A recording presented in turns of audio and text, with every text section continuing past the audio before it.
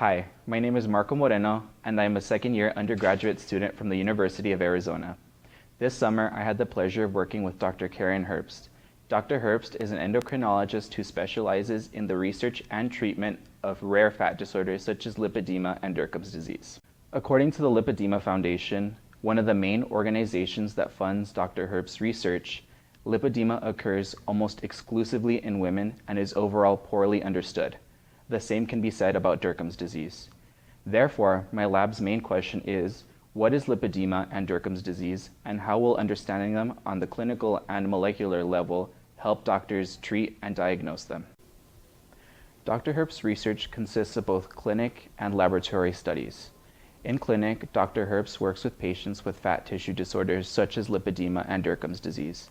In lab techs and students work with fat tissue collected from clinic, as well as with spit samples and other forms of DNA.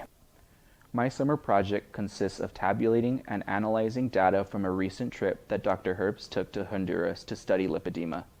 After seeing 900 plus patients, Dr. Herbst and her colleagues have many patient sheets that need to be filed. This is where I come in. Each patient has a total of 2 sheets that need to be logged into different Excel spreadsheets, the data form and the questionnaire. Each sheet is logged one at a time, with any questionnaire answers being translated from Spanish to English. The result from this should be to see what percentage of these 900 women have lipedema to compare to the US and global averages.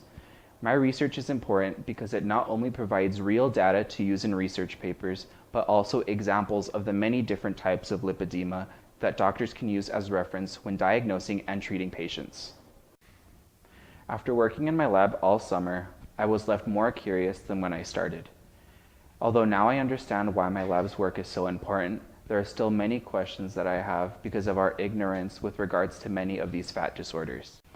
For example, why are mainly women affected by lipedema and not men? Also, why are fat disorders only treated for the symptoms as opposed to the whole disorder? And finally, how does lipedema originate, and why do diet and exercise not help?